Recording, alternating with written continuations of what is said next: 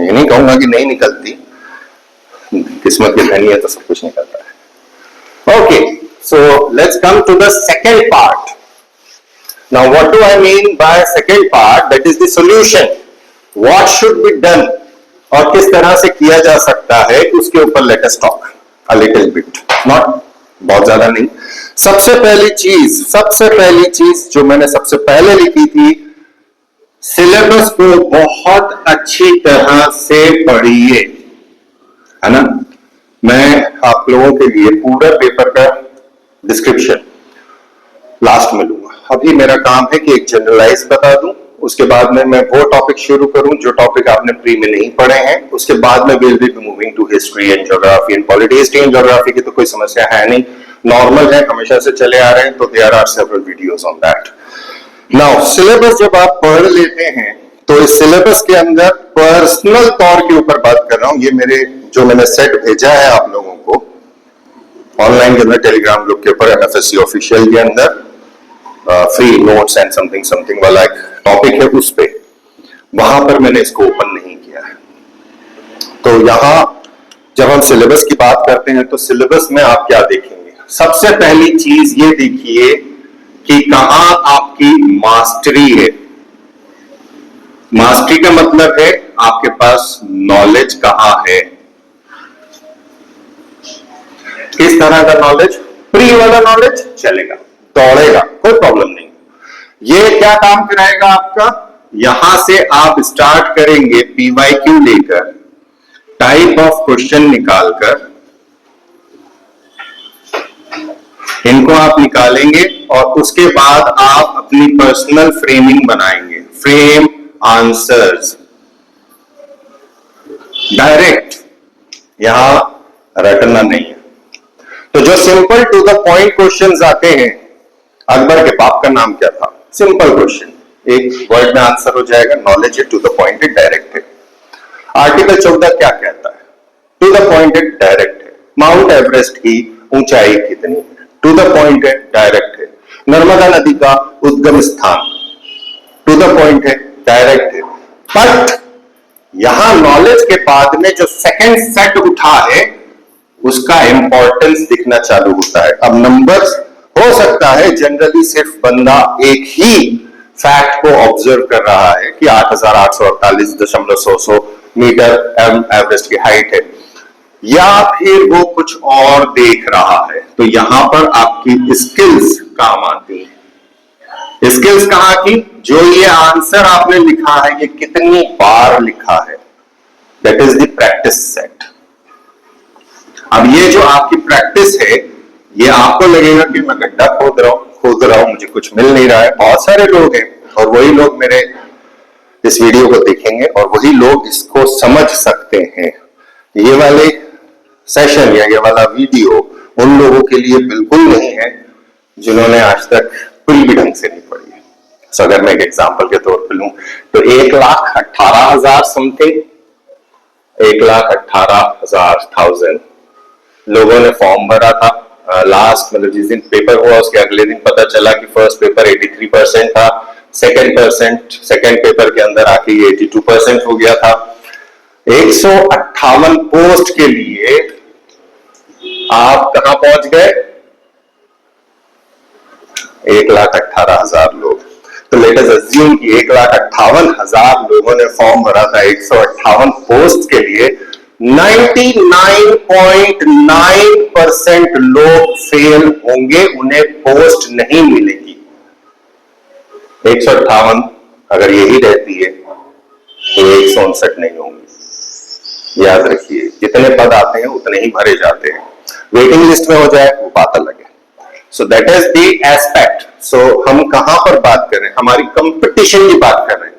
Competition कहां है, जब हम ये अज्यूम करके चल रहे हैं कि 99% लोगों को पोस्ट नहीं मिलती है रफली, तब आप कहां खड़े हैं, 0.01% में खड़े हैं। और इसमें आने के लिए आपको इनकी जरूरत है। ये है आपके पास, कहां पर है, जब सिलेबस में वो वाला पार्ट जो मास्टरी का है, दैट इज जिसे आप प्री में पढ़ चुके हो या पहले मेंस में कर चुके हो, मास्टरी लीजिए उसकी। पहला ये होता है।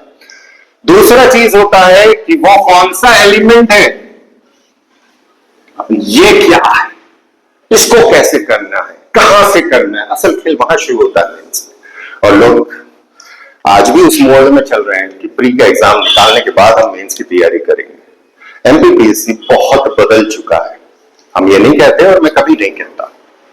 कोई भी व्यक्ति हो पहले अटेम्प्ट में आज भी एग्जाम निकाल सकता है अगर उसकी क्वालिटी उस तरीके से पूरी आ रही है। अगर उसकी क्वालिटी कहीं कम है तो ये स्किल डेवलप करना आपकी जवाबदारी है, ये जिम्मेदारी आपकी है कि आप कैसे उसको इवॉल्व करते हैं, डेवलप करते हैं। सो अगली पॉइंट कैसे कैसे होगा, कैसे करोगे, तो जितना भी सिलेबस है, अगर एक नया टॉपिक आप शुरू करने जा रहे हो तो सबसे पहले क्या काम होता है, एनालाइज।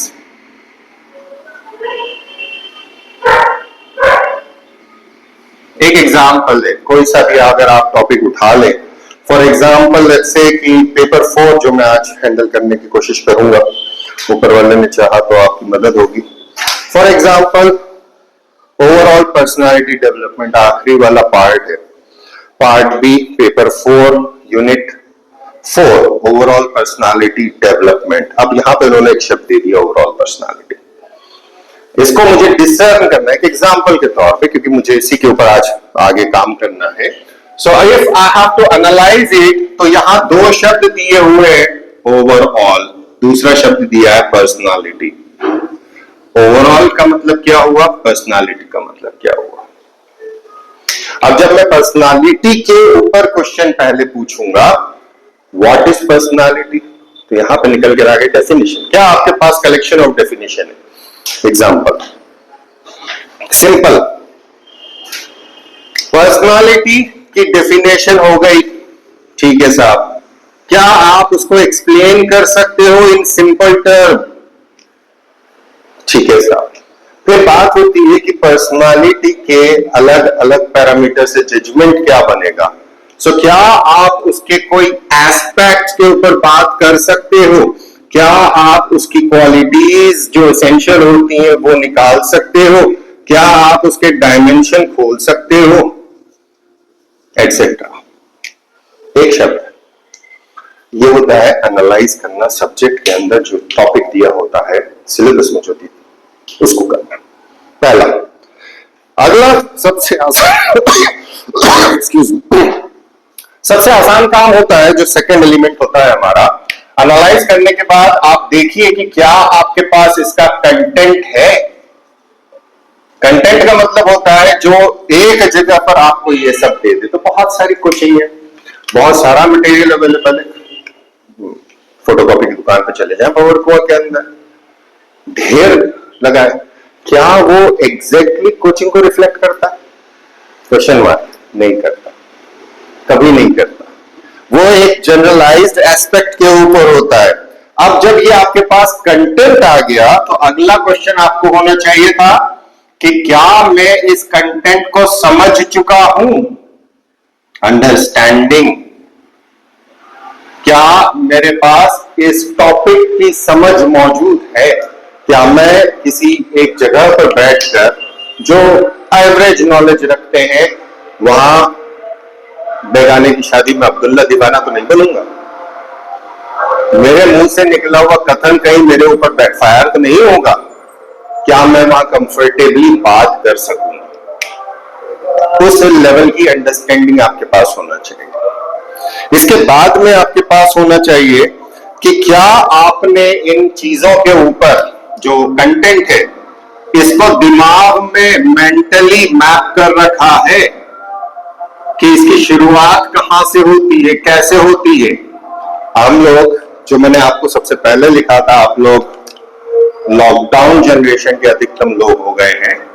आप लोग ऑनलाइन कंटेंट पर जो टॉपिक दिया है सिर्फ उसको सोचते हैं, उसको समझते हैं, उसके बारे में पढ़ना चाहते हैं, आपसे रेलेवेंस नहीं बनेगा अधिकतर से। Always exceptions are always there. अधिकतर से रेलेवेंस नहीं आना कारण बड़ा सिंपल है, क्योंकि आपने किसी भी एक व्यक्ति के थॉट प्रोसेस को फॉलो नहीं करा कंटेंट बिल्डिंग के अंदर। वहां पर उसने बहुत अच्छा पढ़ाया, ठीक है, आर्टिकल 14 उसने बहुत अच्छा पढ़ाया, ठीक है, आर्टिकल 13 उसने बहुत अच्छा पढ़ाया, उसका अपना थॉट प्रोसेस है, उसका अपना थॉट प्रोसेस है, आप इन दोनों को कैसे इवॉल्व करेंगे? समस्या वहां पर है आपके पास। सो मेंटल मैप का मतलब होता है, जैसा मैंने ये बताया कि ओके, सबसे पहले मुझको डिफाइन करना है भाई व्हाट इज पर्सनालिटी, फिर आई हैव टू डिफाइन कि इस पर्सनालिटी के अलग अलग कंपोनेंट्स क्या हैं। मैं पहले ओवरऑल अगर पर्सनालिटी पढ़ लूंगा तो गड़बड़ में फंसूंगा, that is known as mental mapping. That is because आप कितना फ्लूइडली काम कर सकते हैं, कितना फ्लो में काम कर सकते हैं, ये एक्सपीरियंस से आता है। अगर आप पहली बार पढ़ रहे हैं तो आप नहीं कर पाओगे, और हमको बहुत सारी चीजें पहली बार पढ़नी है मेंस के अंदर। अब जब हमने फ्लो डेवलप कर लिया, that is create a flow, ये आएगा, ये आएगा, ये आएगा। अगर आपसे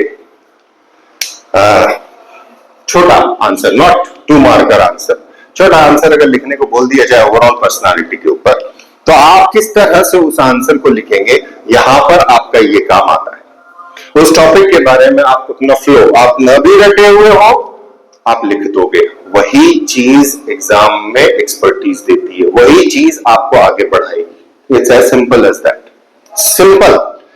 अगली चीज, जब आपने ये काम कर लिया तो मोस्ट इंपॉर्टेंटली आपके पास अगला एलिमेंट होना चाहिए, वही PYQs। क्या आपके पास PYQ है? ये भी मैंने वहां पर जो टिप्स भेजे हैं MFSC ऑफिशियल टेलीग्राम ग्रुप के ऊपर, उसमें इसको एलॉबरेट नहीं किया है कि PYQ कैसे हैंडल किए जाते हैं। नाउ PYQ जब भी आते हैं तो उनको आप किताब ले लें, आप किताब में रखे रहें, मुझे समस्या नहीं है। अगर मैं तैयारी करूंगा या मेरा कोई एक स्टूडेंट तैयारी करेगा तो माय ऑप्शन विल बी कि इस टॉपिक से जुड़े हुए सारे PYQ एक साथ होने चाहिए। एक पेज पे आ जाए बेटर, 2 पेज पे आ जाए बेटर। क्वेश्चन लिख लिया आपने, क्वेश्चन लिखने के बाद में उसके साथ में आपको डालना रहता है कितने मार्क्स का था, कितने वर्ड्स का था। ये उस क्वेश्चन को एनालाइज करने में काम देता है। अधिकतर लोग क्वेश्चन लिख भी लेते हैं तो वो ये भूल जाते हैं कि इसके वर्ड लिमिट क्या थी, इस मार्क्स कितने थे, और मोर इंपॉर्टेंटली अगर MPPSC का वो क्वेश्चन है तो कौन कौन से ईयर में पूछा गया था। इससे हमको पता चलता है उसकी एम्फेसिस के ऊपर, उसकी स्ट्रेंथ के ऊपर, कि प्रोफेसर्स की मेमोरी के अंदर ये क्वेश्चन कितनी बार रिपीट हो सकता है, कितनी प्रोबेबिलिटी है उसके आने की। और अगर वो पिछली बार आया है तो प्रोबेबिलिटी बहुत हाई है कि वो दोबारा नहीं पूछा जाएगा, फॉलोइंग पूछा भी जा सकता है, हुआ है ऐसा, लेकिन बहुत कम चांस होता है इसका। सो यहां से आपको ये पता चलता है। अगला, इसको हैंडल करना आना चाहिए। So I have a collection, let's say कि डिफाइन इक्वालिटी, ठीक है। फिर मैंने बोल दिया राइट टू इक्वालिटी, फिर मैंने लिख दिया आर्टिकल 14, फिर मैंने लिख दिया for example equality before law, फिर मैंने पूछ लिया equality, equal protection of law, फिर मैंने एक और क्वेश्चन उठा के डाल दिया रूल ऑफ लॉ। ये सारे अलग अलग लेटेस्ट से कि ये क्वेश्चन आए। एक बड़ा क्वेश्चन था जो कॉम्बिनेशन से बनता है कि बताइए कि वर्तमान में इक्वालिटी की अवधारणा किस प्रकार से विकास में है या उसके ऊपर क्या चैलेंजेस आ रहे हैं। अब यहां करना क्या होता है कि यहां जो आपने ये कंटेंट बनाया है या ये जो कंटेंट आपके पास कहीं से आया था उसको इस मैग्नीफाइंग लेंस से चेक करना है, ये माइक्रोस्कोप है।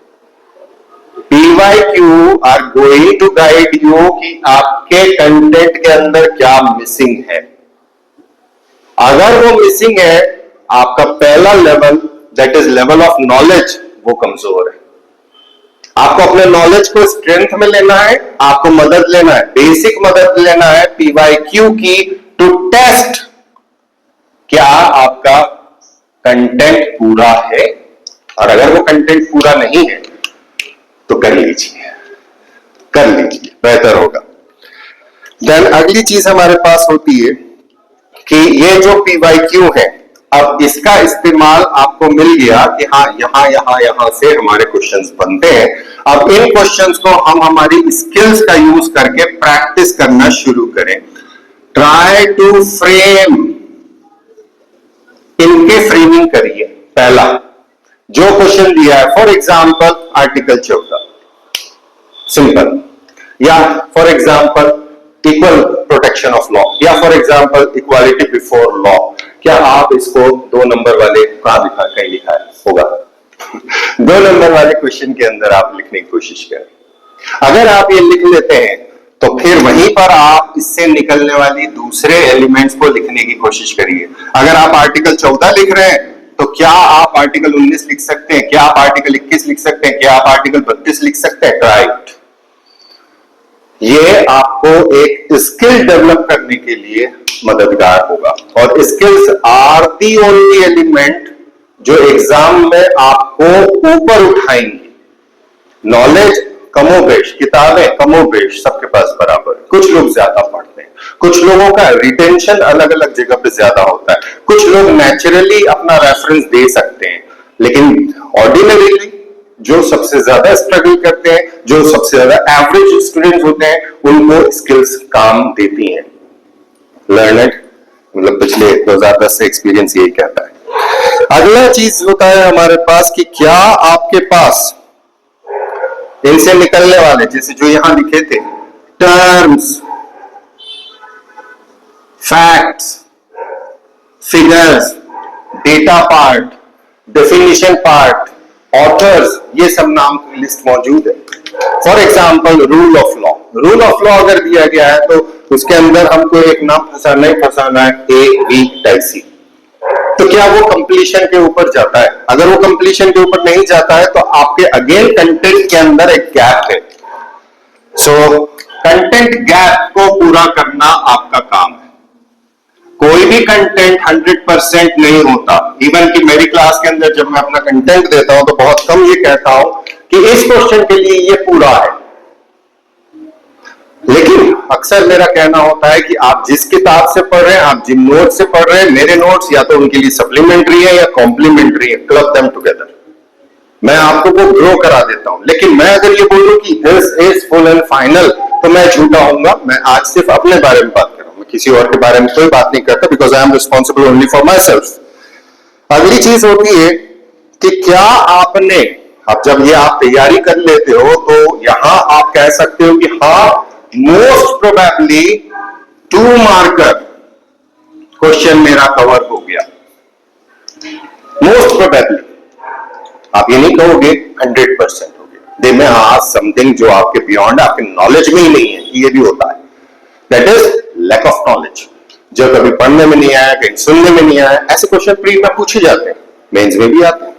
सो जब हम यहां पहुंच चुके होते हैं तब आप अगला लेवल जो बड़े आंसर्स होते हैं, फॉर एग्जांपल 7 मार्क क्वेश्चन हो गया, 10 मार्क क्वेश्चन हो गया, अभी के पैटर्न के ऊपर अगर पहले हम देखते हैं तो 15 मार्क करता, 5 नंबर का क्वेश्चन हुआ करता था, 6 नंबर का क्वेश्चन हुआ करता था, 11 नंबर का क्वेश्चन हुआ करता था। जब हमने एग्जाम दिया है, जब हमारे पास ऑप्शनल होते थे तो हमारे पास 60 नंबर का क्वेश्चन होता था। वर्ड्स की लिमिट नहीं होती थी, ऐसे टाइप होता था, लंबा चले जा रहा चले जा रहा चले जा रहा, आधी पॉल कॉपी भर गई। वो आपके साथ नहीं है, कारण उस प्रोफेसर को आपका फ्लो देखने में बहुत आसानी होगी। छोटे में आपको आराम से जज किया जा सकता है उस छोटे से पोर्शन के अंदर। बड़े के अंदर वो भी बंदा भटक जाएगा कि लिखा क्या था, ओपनिंग क्या थी। Opening is most important, crucial part. अगला एलिमेंट, क्या आपने इसमें अगर कोई बड़ा क्वेश्चन आया था लॉन्ग आंसर के लिए, क्या आपने उसकी ओपनिंग बना ली? हर एक क्वेश्चन की ओपनिंग बनानी जरूरी होती है। क्यों, क्या जरूरत है? कोई जरूरत नहीं है। हर परिवार के अंदर विवाह होता है, अगर विवाह नहीं होगा तो वो परिवार खत्म हो जाएगा मान्यताओं के अनुसार। ठीक है, लीगली, एथिकली एंड रिलीजियसली, वो वाले टर्म्स के ऊपर बात कर रहा हूं। हमारा तो बच्चा चल रहा है, I am not talking about the western thought and all those thing, I am not talking about that. So जब हम विवाह की बात करते हैं तो उसकी शुरुआत होती है कि भैया देखने आ रहे हैं। अच्छा, मान लो नहीं साहब, सफाई होगी, है ना, लड़की को देखने आ रहे हैं तो लड़की को भी तैयार किया जाएगा। क्या जरूरत है? लड़का आपको देखने आए तो लड़के से भी बुलाए, थोड़ा ढंग से यहाँ बैठ के गुटखा का खाना, हाँ भाई क्या बोलो क्या कर रहा हो, वो वाला बात नहीं करना। क्यों? कारण क्या है? कहावत है अंग्रेजी में, first impression is the last impression. First impression is the last impression. तो ओपनिंग आपके लिए एक इंप्रेशन बना देगी, और ओपनिंग पढ़ी जाती है, याद रखिए, ओपनिंग पढ़ी जाती है। और एक और चीज याद रखिए, ओपनिंग इंडिविजुअल होती है, ओपनिंग रटी नहीं जाती। रट भी सकते हो, एक आध जगह रट लोगे, दो जगह रट लोगे, सब जगह थोड़ी रट पाओगे, सारे आंसर्स थोड़ी रट पाओगे। जो मेहनत करेगा, जो स्किल्स बनाएगा, उसके लिए ओपनिंग बनाना बहुत आसान हो जाएगा over a period of time. लगातार लगातार लगातार प्रैक्टिस से आपकी ओपनिंग बनने लगती है। So that is the opening. आपने देखा होगा यूट्यूब के अंदर, ओके, अगर आपको ये वीडियो अच्छा लग रहा है तो कृपया करके चैनल को सब्सक्राइब कर दें। अपने दोस्तों को, मित्रों को, रिश्तेदारों को, सगे संबंधियों को, दुश्मनों को इसे शेयर कर दें। मन हो तो चीता देख लें एमपी में आके, और अच्छा लग रहा है तो एक ठेंगा लगा दें। अनफॉर्चुनेटली एक आदमी की ठेंगा लगा सकता, तो ठेंगा दिखाइए हमको। हमसे ये आज भी बोलना नहीं आया, because I can not market myself. Please subscribe to this channel, and if you like my content please share and share. हाँ, यही बोलूंगा। देखो, क्यों आप YouTube पे देखते हैं तो अक्सर ये शब्द सुनते हैं, बिकॉज ऑफ दैट ओपनिंग। जब आप किसी भी वीडियो को देख रहे हैं तो उसकी स्टार्ट किस तरह की, I am a traditional mentor. Traditional, हाँ, मेरे जो इंप्रूवमेंट है, I am using the technology and all those things, वो बात अलग है। I don't use a white board. ये कंटेंट 80,000, 90,000, 1 लाख, 1.5 लाख के बोर्ड के ऊपर लिखने से अच्छा I can write it down. उसके लिए मुझे पूरा का पूरा प्री सेट बनाना पड़ेगा कि ये वाली पिक्चर दिखानी, ये वाली पिक्चर दिखानी, ये वाली पिक्चर दिखानी। PSC is not about all that, it is there. PSC is about opening your mind on a concept, opening a mind. Why Panipat is significant, जो एक एग्जांपल पहले लिया था। Why article 14 is explicitly important to us, why, उसका असर हम पर क्या होगा, क्या हम ये सारी चीजें उसके ऊपर ले सकते हैं? हाँ, ले सकते हैं, बट उसके लिए मुझे 3 घंटे की प्रिपरेशन करनी होगी, या फिर मुझे कंटेंट राइटर रखना पड़ेगा। फिर मेरी जरूरत नहीं है, फिर वो कोई भी XYZ पढ़ा सकता है। कंटेंट है, दे दिया, पढ़ा लीजिए। That is not who am I. So आप कहां इंप्रेस होते हो, वहीं से आप इंप्रेशन मार सकते हो। हाँ, रोमांस एक बड़ा कॉमन एनिमी है हम लोगों का। प्रेम जिसे कहते हैं, इस पढ़ाई के अंदर कौन सा प्रेम? छोरा छोरी का प्रेम, लड़का लड़की का प्रेम। प्रेम तो यूनिवर्सल है। जब आप पैदा हुए हैं तो आप प्रेम लेकर आए हैं, आपके जीवन में प्रेम चलता रहेगा। 2.5 अक्षर प्रेम का पढ़े सो पंडित होए, कबीरदास जी। अगर किसी एक लड़के को किसी एक लड़की को प्रपोज करना है तो उसका बिहेवियर क्या होगा, दैट इज इंप्रेशन। अगला एग्जांपल दे रहा हूं मैं आपको। आजकल मतलब अभी मैंने एक रिसेंटली शादी अटेंड करी थी मेरे परिवार में।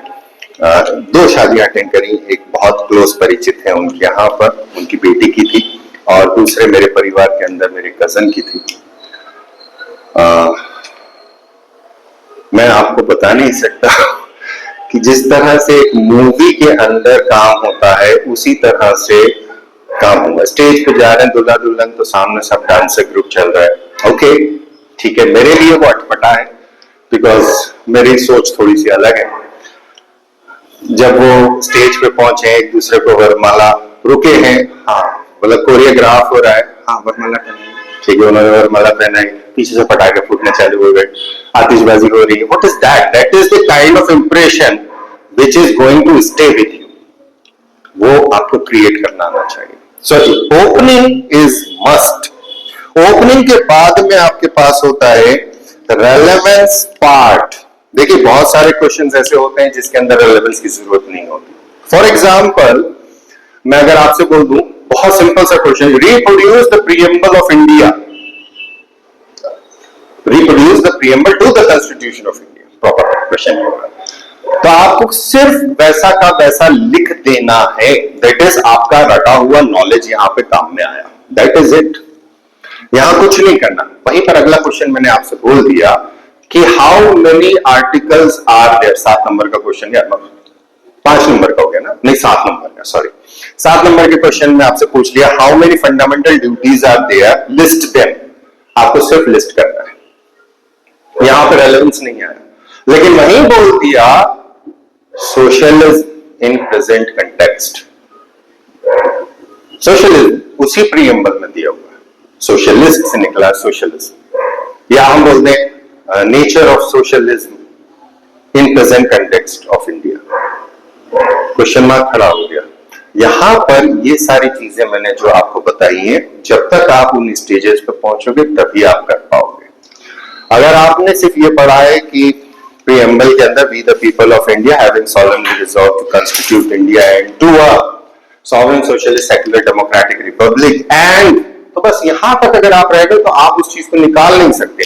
आप उसके कनेक्शन नहीं जोड़ सकते कि डीपीएसपी में क्या हो रहा है, आप उसके कनेक्शन नहीं जोड़ सकते कि हमारी फॉरेन पॉलिसी क्या कह रही है, हमारी इकोनॉमिक पॉलिसी क्या कह रही है, हमारे वेलफेयर पॉलिसी क्या कह रही है, और इन सबको हम कनेक्ट कैसे करते हैं। तो mains is entirely different when we talk about in a comparative value with prelims.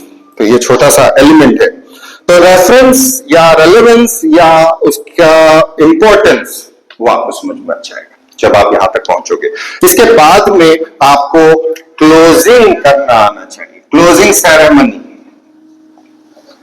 Opening ceremony, closing ceremony. India was absent in opening ceremony, तो झंडा भी नहीं फहराए थे, फिर बाद वाले में जो झंडा फहरा दिए, होता है ठीक है। क्लोजिंग सेरेमनी होगी नहीं, सुना है।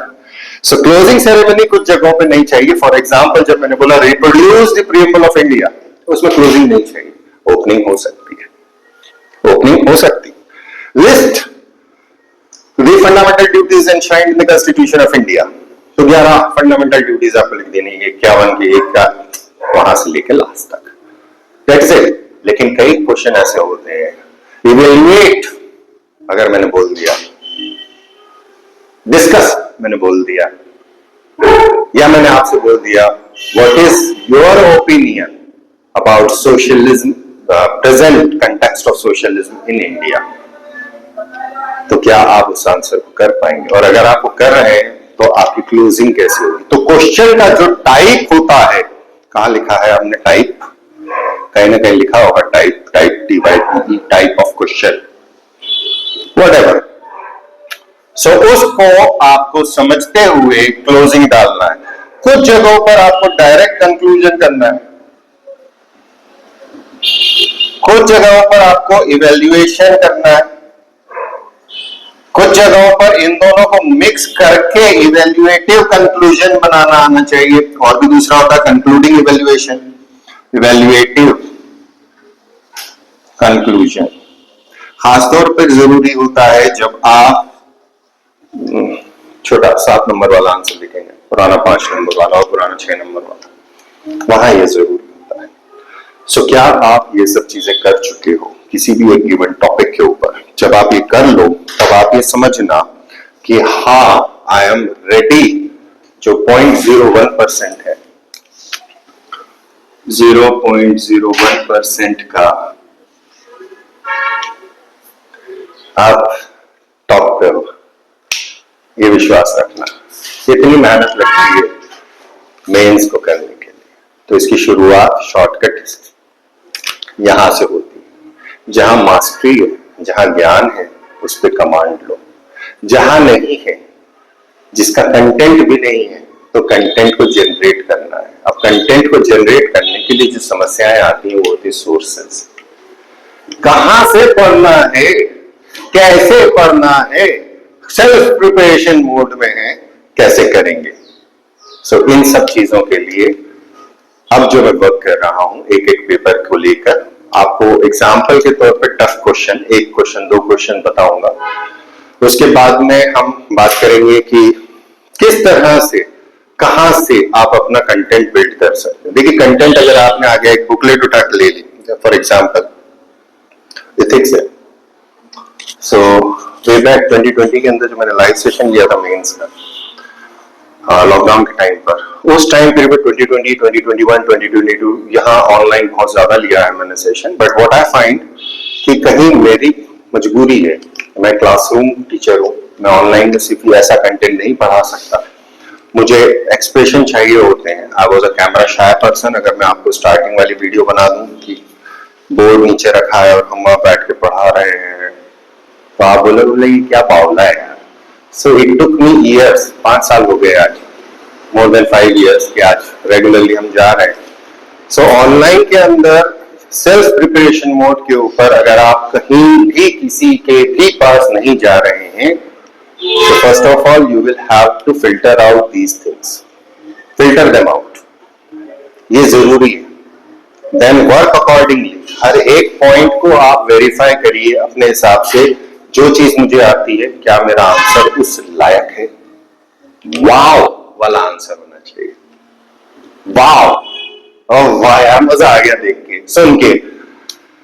कई बार ऐसा होता है कि हम लोग मेहनत नहीं करते लेकिन हमारी क्वालिटी एक्सप्रेशन मेंस के लायक होता है। मेरी एक स्टूडेंट है, अभी इस प्रिपरेशन में हम जब स्टार्टिंग प्री आती है हम गड़बड़ा जाते हैं, अनफॉर्चुनेटली बहुत बुरी बात होती है। सो उसमें उसने एक आंसर लिखा था and I still remember that answer के अंदर जो उसने कोट यूज किया था, जो सिमिली उसने खड़ी करी थी, it was phenomenally good, absolutely beautiful. Beautiful is not correct word, correct adjective यहाँ यूज करना होगा। माइंड बॉगलिंग थी वो, सोचने पे मजबूर हो जाए इंसान कि ये कैसे बोल दिया यार, ये तो कोई पढ़ने में नहीं आया, कोई समझ में नहीं आया। ऐसे लोग जब मेंस लिखते हैं तो बट नेचुरली सारे कॉमन आंसर्स के साथ वो अलग हो जाते हैं। ये प्लस पॉइंट होता है यूनिकनेस का, और यहां पे ये काम कर। सो क्या बोलते हैं, लाइक करिएगा, शेयर करिएगा, subscribe to the channel. Second part जो आज मुझे लेना